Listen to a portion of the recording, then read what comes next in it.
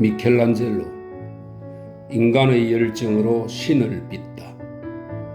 엘리카 크리스피노 2007년. 이 책은 미켈란젤로의 생애를 기록과 그림으로 보여주고 있는데 모두 5개의 장으로 구성되어 있습니다. 책에 실린 그림을 보여주지 못하는 것이 아쉽습니다. 1. 천재의 성장. 가족 유년기 입문 수업.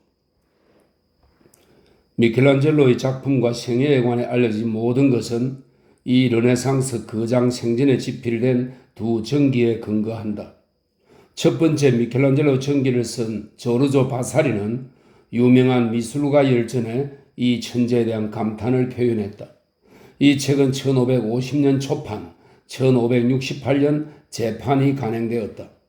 두 번째는 미켈란젤로의 제자 아스카니오 콘디비가 1553년 출간한 미켈란젤로 부오나로티의 생애이다. 콘디비는 스승의 감독 하에 쓴 이 저서의 진실성을 주장했다. 이러한 책에 실린 정보는 가족과 교환한 수많은 편지의 내용과도 일치한다. 미켈란젤로는 늘 가족과 긴밀한 관계를 유지했다. 미켈란젤로는 1475년 3월 6일 아레초 근처 카프레세에서 태어났다. 아버지 로도비코 디 레오나르도 부오나로티 시모니는 카브레스와 키우시의 행정장관이었다. 그는 임기가 끝나자 어린 아들을 세티니아노의 유모에게 맡기고 고향 피렌체로 돌아갔다. 세티니아노는 유명한 석공마을로 브로나로티가는 이곳에 영지가 있었다. 후에 미켈란젤로는 석공의 딸로 태어나 석공의 아내가 된 유모에 관해 이야기하면서 자신이 조각에 사용한 끌과 망치는 유모의 젖에서 얻은 것이라고 했다. 물론 이 사실로 천재 조각가의 탄생을 설명하긴 힘들다. 미켈란젤로는 아버지의 뜻과 반대로 예술가의 길을 걷기 시작했다. 1481년 아내 프란체스카 디 세르 미니아토 델 세라가 죽자 로도비코 브로나로티는 6살 된 아들을 프란체스코 다우르비노 문법학교에 입학시킨다. 미켈란젤로는 그곳에서 글을 배우긴 했지만 라틴어와 그리스어에 전혀 관심이 없었고 결국 예술에 전념해도 좋다는 허락을 얻어낸다. 어떤 사람들은 세티니아노 저택에서 발견된 남자 그림이 그의 첫 번째 드로잉이라고 생각한다. 겨우 10살 된 소년이 그처럼 훌륭한 솜씨를 발휘한다는 것이 우리에게는 거의 불가능한 일로 보이지만 콰트로젠토, 즉 15세기에는 그런 조숙함이 전혀 별난 것이 아니었다. 레오나르도 다빈치나 메디치 궁정의 시인이었던 아뇨엘로 폴리치아노를 생각하면 충분히 이해가 될 것이다. 그가 어떻게 조각 도구 사용법을 익혔는지 증명해줄 문서는 남아있지 않다. 놀랍게도 젊은 미켈란젤로는 관례와 반대로 조각가 작업실이나 동업조합에 소속되지 않았던 듯하다.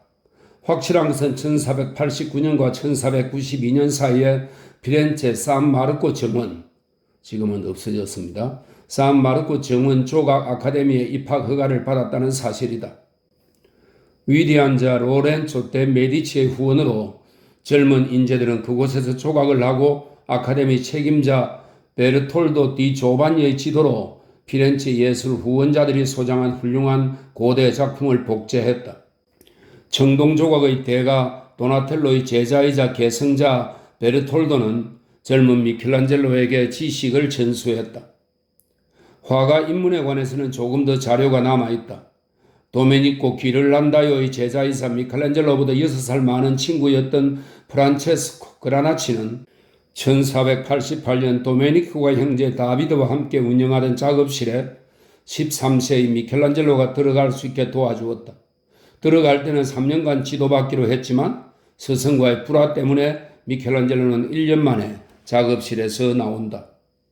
젊은 부오나로티는 기틀란다요 형제 밑에서 조토노 마사초 같은 피렌체의 대가나 외국 화가들의 작품을 모사하며 드로잉을 배웠다.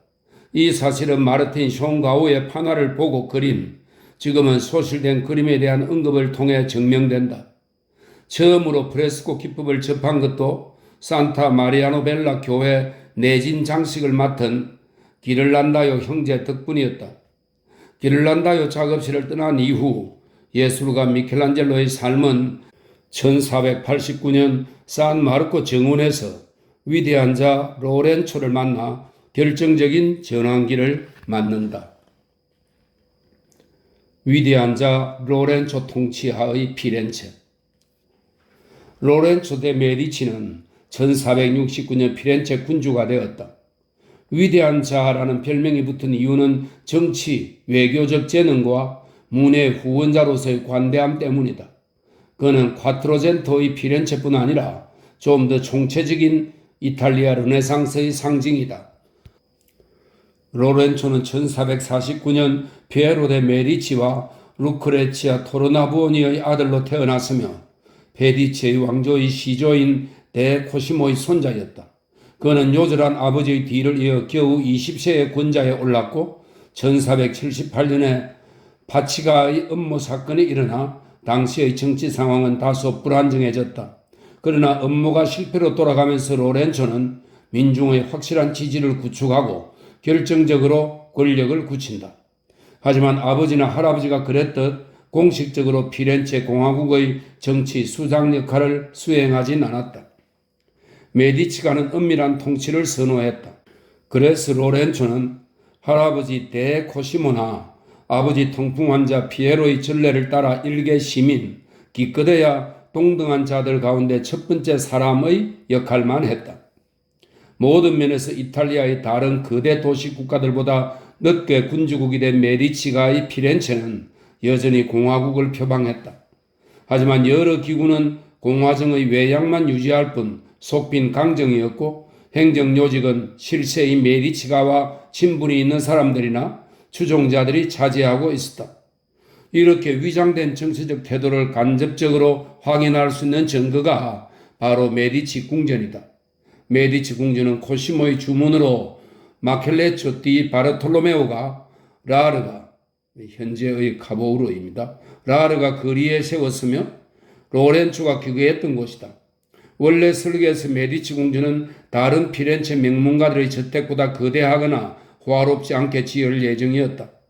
메디치 궁전 건축 얼마 후 스트로치 궁전, 피티 궁전처럼 메디치 궁전과 유사하거나 훨씬 화려한 건물이 세워졌는데 그 의뢰자들은 도시국가의 수장만큼 부유했다. 하지만 콰트로젠토 내내 메디치가는 결코 우르비노 공작 궁전이나 만토바 성에 비견할 건물을 피렌체에 세우지 않았다.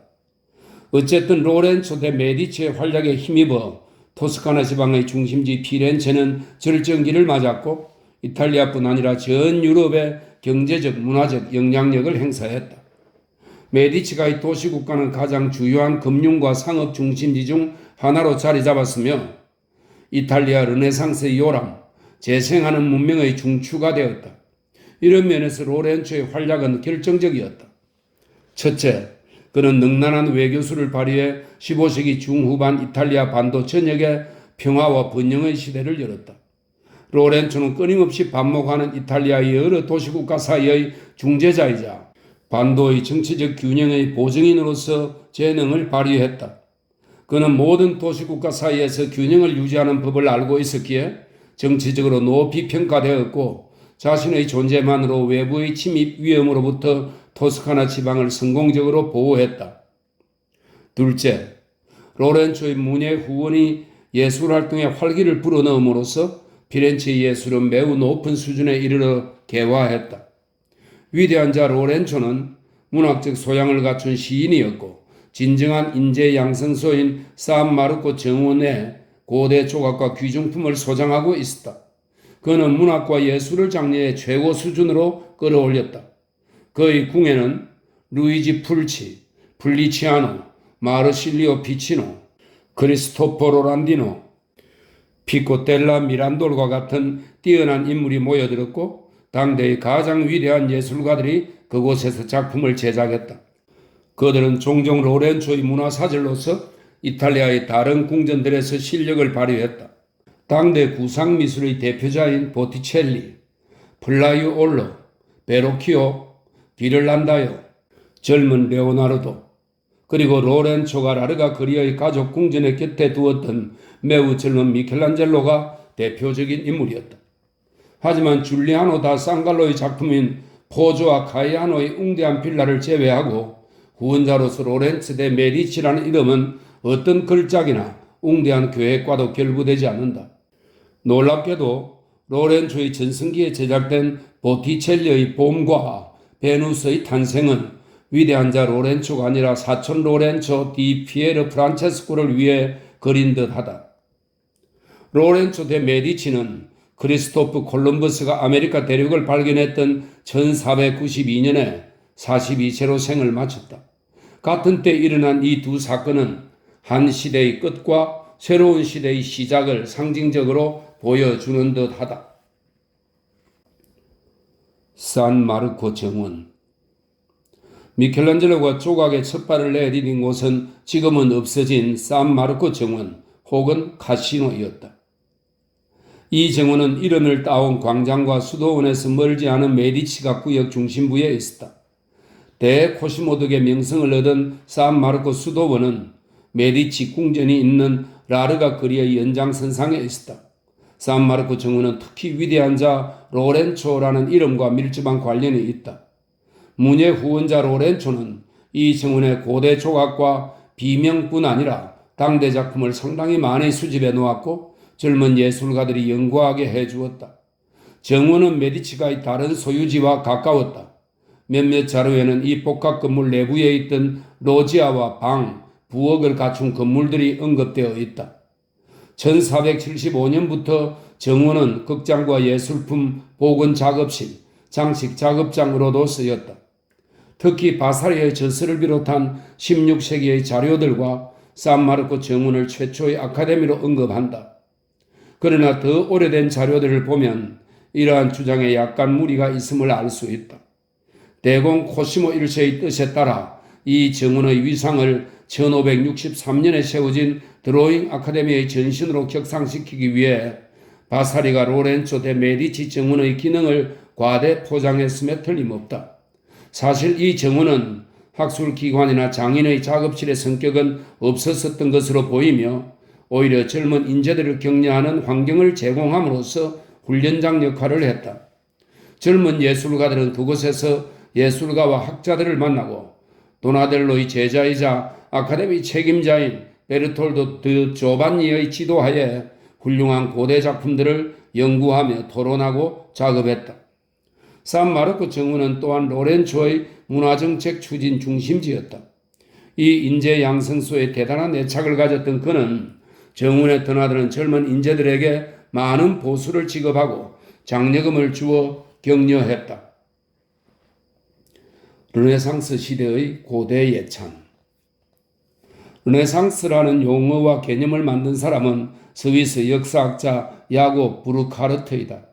그는 1860년에 출판한 평론에서 15세기와 16세기의 이탈리아에서 생겨난 예술을 이해하는 새로운 방식을 지칭하기 위해 이 용어를 사용했다. 이 새로운 경향은 먼저 피렌체에서 나타났으며 고대 세계의 모방과 원근법의 이론화라는 두 개의 축을 중심으로 돌아갔다.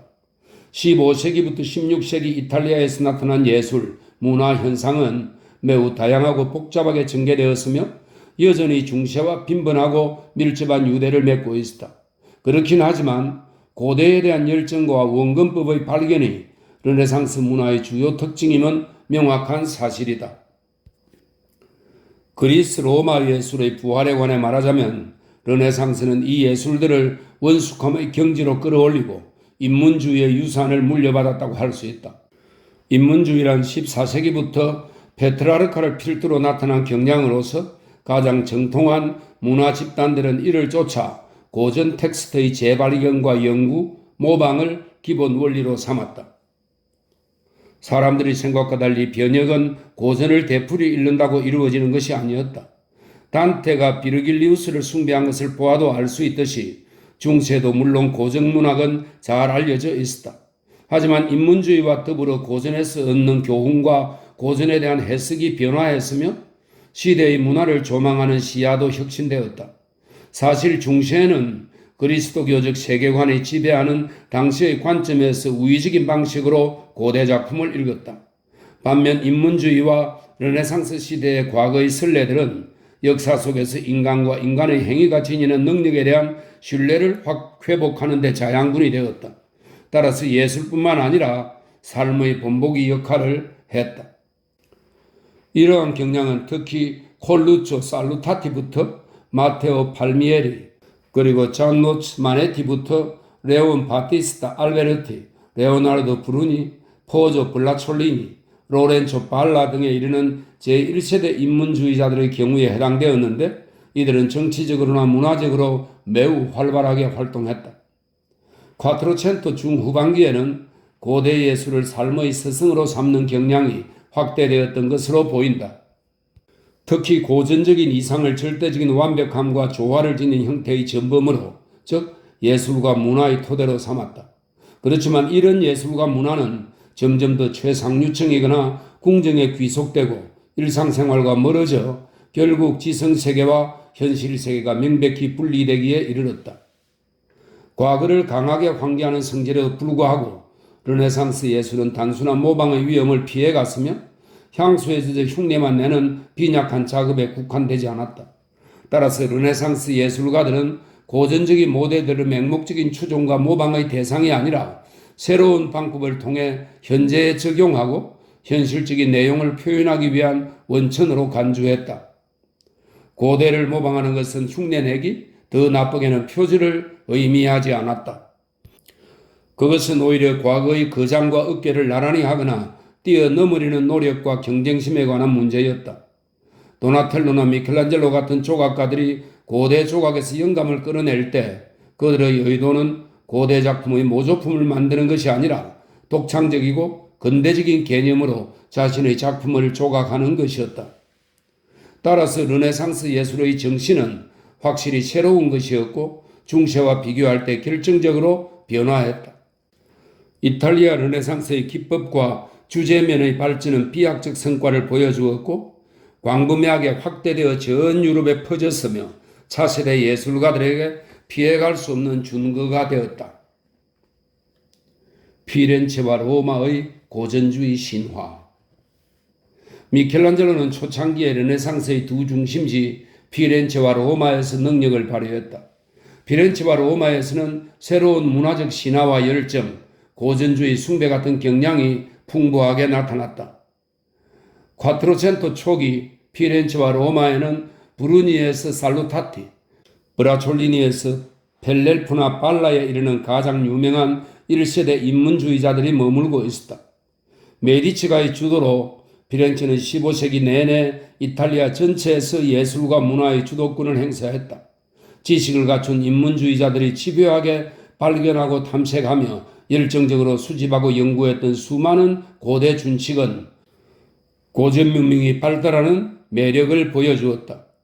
알베르티와 브루넬레스키의 건축물에서 도나텔로의 조각, 피에로 디 코시모나 플라이오롤로 혹은 보티첼리의 신화적 회화부터 아니올로 폴리치아노의 시에 이르는 예술작품의 제작 역시 고전 세계와 연결된 주제와 양식의 개화라는 특징을 띠었다. 보티첼로와 아니올로 폴리치아노는 위대한 자 로렌초의 궁전에 머물던 인사 중 가장 유명한 축에 속했다. 로렌초의 궁전에서는 플라톤 저서들의 전파자이자 학자의 마르실리오 피치노의 철학이론의 영향으로 고전주의 신화가 새로운 성격을 띠었다. 그의 생각의 기초를 이룬 것은 그리스도교와 플라톤주의를 통합하려는 의도였다. 바로 이것을 출발점 삼아 예술작품 제작에 신플라톤주의 모티브가 대량으로 나타났고 신플라톤주의의 가치들이 고전 총람에서 차용한 주제나 소재와 중첩되는 매우 특별한 혼합 형태가 탄생했다. 그 예로 보티첼리의 비너스의 탄생과 봄을 꼽을 수 있다. 하지만 로렌초 자신이 고대 유물과 조각의 조예가 깊은 수집가였다는 사실을 간과하고서는 피렌체 그리고 고전 예술에 대한 피렌체의 사랑을 완전히 그려낼 수 없다. 로렌초의 수집품은 지금은 사라진 산마르코 정원에 보관되어 있었는데 미켈란젤로는 매우 어린 나이에 이곳에 입학했었다. 문화 중심지로서 피렌체의 명성은 16세기가 되면서 로마로 넘어간다. 과거의 유물은 영원한 도시 로마의 구조 속에서 확고한 현실로 자리 잡고 있었다. 오래전부터 로마에는 고전주의의 기념물과 고대 폐허를 연구하고자 하는 사람들이 모여들었다. 고대 조각이나 작품을 수집하는 것은 당시 로마의 부유한 도시 명문가들과 교황층에서 널리 유행하는 현상이 되었다. 이렇게 해서 바티칸의 벨베데레 정원에 있는 율리우스 2세의 컬렉션이나 파르네세 컬렉션과 같은 최고의 컬렉션들이 탄생했다. 율리우스 2세의 컬렉션은 아플론이나 라오콘 같은 매우 유명한 작품들을 포함하며 역시 매우 진귀한 파르네세의 컬렉션은 특히 군상 황소와 입상 헤라클레스가 있다. 당시의 보고서들은 로마의 애호와 수집가들을 사로잡았던 열광적인 수집 열풍에 대해 언급한다. 알렉산드로 파르네세 추기경이 campo dei Fiori에 있는 자신의 궁전으로 고대 유물이 실린 수레 700대를 단 하룻밤 사이에 옮겨오게 했던 일화는 매우 유명하다. 또한 진귀한 고대 작품들이 15, 16세기에 로마에서 발견되었다는 사실도 덧붙일 필요가 있다. 특히 산피에트로인 빈콜리 교회 근처에서 발견된 벨베데레의 아폴론이나 1506년 도무스 아우레라 유적 발굴 당시 발견된 라오콘이 이 경우에 해당된다. 로마 문학에 충격을 주었던 라오콘의 발굴에는 미켈란젤로도 친히 참석했는데 그는 깊은 감명을 받으며 이 유명한 군상의 발견을 지켜보았다. 피렌체의 초기 작품. 로렌조 데 메디치의 척근 속에서 젊은 미켈란젤로의 재능은 빠르게 성장했다. 산마르코 정원의 경험, 라르가 그리의 궁전 생활, 예술가나 학자들과의 만남과 심도 깊은 토론은 급속히 결실을 맺었다. 그 결과 미켈란젤로는 1490년과 1492년 사이에 계단의 성모와 켄타우로스의 싸움이라는 두 점의 훌륭한 대리석 저부조를 조각한다. 젊은 미켈란젤로의 이 두 작품에 나타난 양식은 이미 매우 독창적이어서 베로키오, 안토니오와 피에르 델 폴라이올로, 안드레아와 야고프 산소비노 같은 동시대의 다른 피렌체 조각가들과 확연히 달랐다.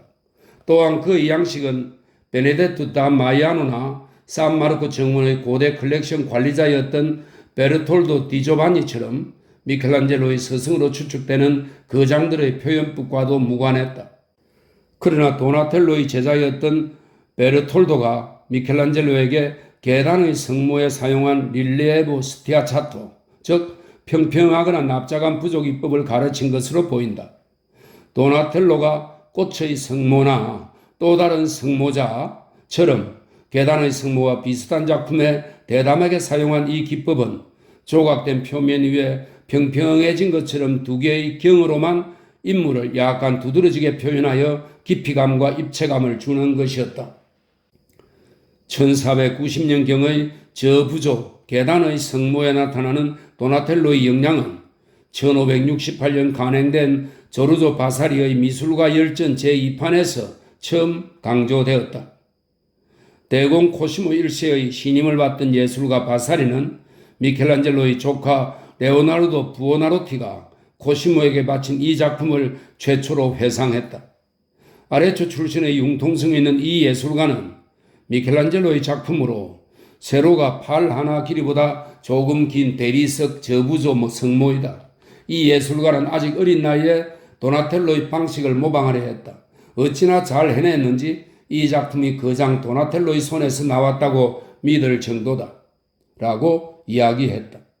이쯤 되면 미켈란젤로가 도나텔로에게 받은 영향은 명백해진다. 이미 콰트로첸토의 가장 위대한 조각가로 여겨지던 도나텔로의 영향을 받은 그가 고대 작품과 함께 도나텔로를 본보기로 삼은 것은 당연한 일이다. 그렇지만 계단의 성모의 경우는 바사리의 말이 지나치게 단언적이다. 물론 두 예술가 사이에 기법의 유사성이 존재하지만 그것은 스티아차토에 국한된다. 사실 미켈란젤로의 저부조에는 도나텔로의 작품에 전형적으로 나타나는 원근법의 틀이 없다. 이것은 매우 중대한 차이이며 두 예술가의 이상적 표현적 가치를 명확히 구분한다. 도나텔로는 만물의 척도인 인간의 능력에 대한 신뢰를 회복하던 초기 르네상스 피렌체 예술가였다. 그의 작품들은 원근법의 법칙이 발견되고 형성되던 열광과 확신의 시기에 탄생했다. 원근법은 인간의 합리성에 의거해 현실을 체계화했고 모든 르네상스 예술의 기본 원칙이 되었다.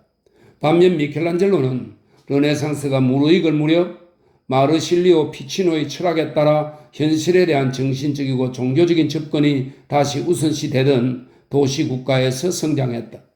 물론 미켈란젤로는 원근법에서 벗어나지 않았지만 그의 예술의 토대가 되는 필요조건 가운데 원근법의 엄격한 적용은 없었다. 그는 심지어 원근법에 대한 오랜 공부로 인해 정말 화가 났던 듯하다. 그에게 현실의 표현은 무엇보다도 상징적이고 정신적이고 신비로운 것이었다. 그의 작품에 나타나는 부자연스러운 색채, 비틀림, 실제와 매우 다르게 느린 신체에서는 벌써 마니에리스모, 즉 마니에라의 전조이자 직접적인 발단이 될 양식이 드러나기 시작했다. 다시 저부조 계단의 성모로 돌아가 보자. 도나텔로의 성모들과 비교할 때 이 작품은 구성과 도상학의 요소면에서 구별된다. 먼저 마리아는 젖을 먹는 아들에게 애정어린 눈길을 보내지 않고 자신의 생각에 잠겨 있는 듯하다. 다음으로 미켈란젤로는 등이 보이도록 예술을 그렸는데 이는 색다른 도상학적 선택이다. 게다가 예수의 근육은 균형이 맞지 않아 어린 헤라클레스를 연상시킨다. 비틀린 예수의 몸은 콰트로첸토의 일반적인 표현 방식과는 동떨어진 모습으로 공간을 채운다. 마지막으로 명확한 상징적 의미를 내포한 계단이 첨가되었다. 이 장면은 여러 의미로 해석되었고 다양한 원전 및 모델과 비교되었다. 예수는 고대 입상 파르네스 헤라클레스와 비교되었고 상징적 계단은 피치노의 인간 5계층 이론과 지상과 천상을 결합하는 사랑의 계단을 연상시켰다. 5계단에 관한 또 다른 자세한 설명은 피치노의 친구 도메니코 메니디에니가 1495년에 저술한 마리아라는 이름 위의 정신적 삶의 계단에서 찾아볼 수 있는데 그는 마리아라는 이름의 5철자와 계단 5칸을 비교했다. 1490년과 1492년 사이에 조각한 저부조 켄타우로스의 싸움도 신플라톤주의 관점에서 해석되었다. 이 가설에 따르면 이 작품은 영혼 싸움, 즉 영혼의 동물적인 부분과 정신적인 부분 사이의 전쟁을 나타낸다. 콘디비는 미켈란젤로의 전기에서 로렌초의 척근 중 높은 지위에 있던 폴리치아노가 젊은 조각가 미켈란젤로에게 이 고전적인 주제를 제안했다고 확인했다. 이것은 메디치가의 문화 환경 속에 퍼져 있던 전형적인 고대 취향을 보여주는 선택이었다. 미켈란젤로는 스승으로 추정되는 베르톨도 다 조반니의 기사들의 전투나 피사 camposanto의 로마 시대 석광 같은 기존 작품에서 영감을 얻었을 것이다. 그러나 그의 작품은 이미 매우 독창적인 특징과 완숙한 솜씨를 보여주었으며 때로 젊은 천재가 시대의 흐름을 거슬러 자율적으로 선택한 모델이나 조반니 피사노가 피사의 세례당을 만든 설교단을 연상케 한다. 콘디비가 데이아네이라의 유괴와 켄타우로스들의 혼전으로 묘사한 저부조의 주제는 조각가 미켈란젤로에게 특히 나체를 다룰 수 있는 가능성을 제공한 듯 보인다. 온갖 포즈의 뒤엉킨 몸들은 미술가 미켈란젤로에게 무궁무진한 보고였고 그는 그것에 의거해 작품들을 제작한다. 마무리되지 않은 채 남아있는 배경과 테두리의 부재 때문에 켄타우로스의 싸움은 그의 첫 번째 미완성작으로 간주할 수 있다. 콘디비의 이 작품이 1492년 4월 위대한 자 로렌초의 죽음과 함께 끝났다고 말했다. 하지만 이 미완성 상태가 미켈란젤로 자신의 의도에 의한 것인지 아니면 영주의 죽음에 충격을 받아 궁전을 떠나 아버지의 집으로 돌아가면서 제작을 중단했기 때문인지는 명확히 언급하지 않았다. 미켈란젤로의 젊은 시절 작품 가운데 언급해야 할 또 하나는 다색 나무로 만든 그리스도의 십자가형이다. 그렇지만 이 작품이 그의 것인지는 확실치 않다. 나무 조각으로 알려진 미켈란젤로의 작품은 이것이 유일하다. 제작 시기는 위대한 자 로렌초가 사망한 1492년 4월과 메디치가가 추방당하기 몇 주 전이자 미켈란젤로가 피렌체를 떠난 1494년 10월 사이다. 그리스도의 십자가형은 학술적 연구를 넘어 분명 해부학적 지식의 영향을 받은 작품이다. 그는 1492년과 1494년 사이에 산토 스파리토 수도원에서 해부학 연구를 수행했는데 수도 원장이 빵을 빌려준 덕분에 수도원 부속 병원에서 죽은 사람들의 몸을 세밀히 조사할 수 있었다. 이 십자가상을 산타크로체 교회에 있는 도나텔로의 나무 십자가상과 비교해보는 것도 흥미롭다. 도나텔로의 작품은 그리스도의 무력하고 상처받기 쉬운 면을 강조했던 사보나롤라의 설교에서 영향을 받은 것으로 보인다.